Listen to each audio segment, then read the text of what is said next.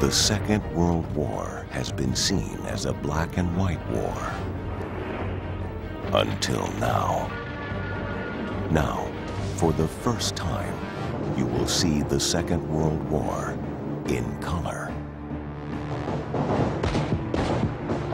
The images are original. The color is real.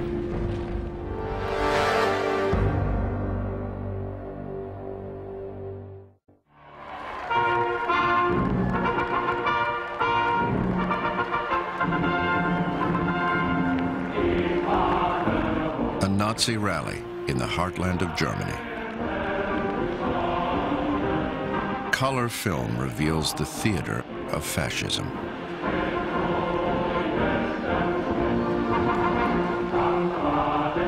These vivid images captured the emotion of the German people waiting to see their leader, Adolf Hitler. During these years of Nazi rule, Ruth Andreas Friedrich kept a diary, a testament to this adoration of the Führer. Everybody was so happy and excited. Suddenly a wave of howls swelled and became stronger and stronger towards us. The Führer is coming, some ecstatic bystanders yelled, and a sea of raised arms swayed and tried to catch a glimpse of Hitler.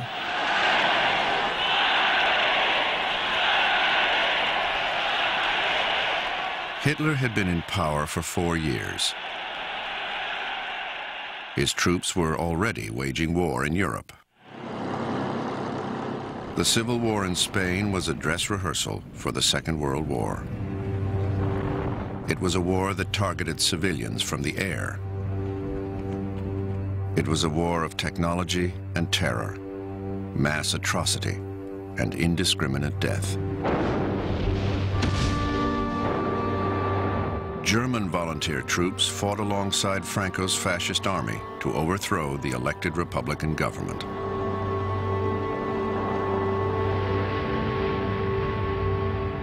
Among the troops was Klaus Kohler from Hamburg. Spain, you wonderful country. I'm proud to help you during your liberation from the Red Hordes, so that you can fight on the side of Germany and Italy against the Bolshevism that is undermining the foundations of Europe. From all over the world, people volunteered to defend Spain's Republican government and defeat fascism. Welsh communist Bill Painter was among them. It is when you see all this that you realize what war is all about. It is here that you can feel the terrible menace to France and the people of Britain if the fascists are not crushed at this point. By 1939, Franco and his fascist allies were victorious.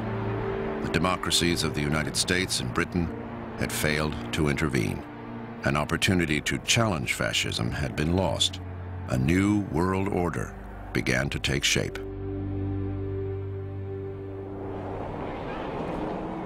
While war raged in Spain, Britain celebrated its king, country, and empire with the coronation of George VI. Only once or twice in the life of each one of us comes such a day as this, when we know that we're watching history in the making. When we know that public sentiment regarding the coronation was recorded in a survey. Procession begins to pass. Surprised to find lump in my throat and tears in my eyes. It was a wonderful sight to see the soldiers outside the abbey. I've never seen anything like it before. The state coach, surely the most beautiful vehicle in all the world. It crosses Trafalgar Square, and 100,000 faces are turned towards it, and 100,000 throats voice their loyalty. I felt tearful at the sight of the mounted escorts from distant parts of the world, the Indians, the Australians. It affected me to think that England's influence reached so far. Last coronation I see. I'm 77 years old. I was 30 years under King's colours and I wouldn't change a thing. Best country in the world. I became very irritated with the red, white and blue decorations. But I was surprised how much I responded to the atmosphere of the crowd, the cheering and all. I felt a defiant pride and thrill in belonging to the Empire. which in ordinary life, with my political bias, is just the opposite of my true feeling. One sees how very dangerous all this is. The beliefs and convictions of a lifetime can be set aside so easily. It's too dangerous a weapon to be in the hands of the people in power at present in this country.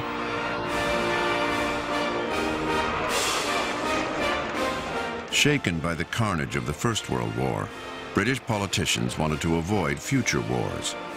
They wondered if the German leader was someone they could do business with.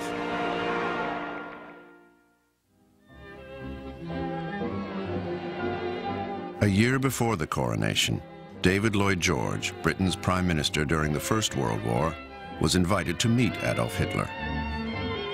His aide, Thomas Jones, recorded the visit in his diary. At 4:45, we left the Grand Hotel for the Führer's villa, climbing up and up in powerful cars. He received us himself, bareheaded on the top of the steps, shaking hands with each of us.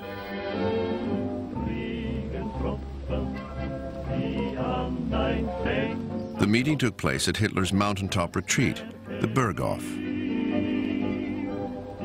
It was probably 5:30 when we sat down in a large circle of low and easy chairs for tea and coffee, and slices of cold ham and halves of hard-boiled eggs. The Führer himself had what looked like Zwiebacks and petit beurre biscuits and butter, and ate but very little. Several members of the party had brought photographs with them, and these Hitler signed. Lloyd George was so taken with the German Chancellor that on his return to Britain, he wrote an article for the Daily Express. I have now seen the famous German leader and also something of the great change he has effected. There can be no doubt that he has achieved a marvelous transformation in the spirit of the people, in their attitude towards each other, and in their social and economic outlook. It is a happier Germany. What Hitler said at Nuremberg is true. The Germans will resist to the death every invader of their country, but they have no longer the desire themselves to invade any other land.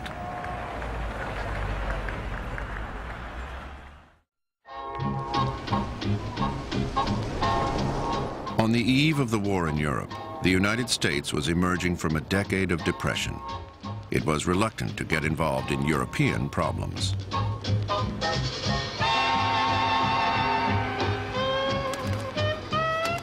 In June 1939, England's King George VI and Queen Elizabeth visited Washington, D.C. In his secret diary, Harold Ickes, President Roosevelt's Secretary of the Interior, recorded his impressions. The King and Queen made a very good impression. She seemed to be quite lovely and exceptionally good-looking. I had always thought of him as a tall man, but in fact he's not. Although he's thin, the Queen is smaller. They looked like pygmies beside the towering Roosevelts. I don't know what impression of us the King and Queen will carry away, but they had a good press here.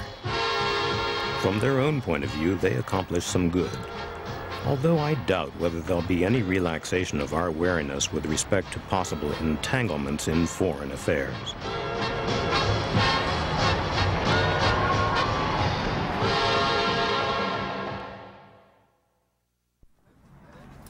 By 1939, Nazi Germany was strong and confident. Hitler had annexed Austria and seized land from Czechoslovakia. In Munich, a festival celebrating German culture was filmed by an amateur cameraman. 18-year-old Josefa Hamann was impressed by the event.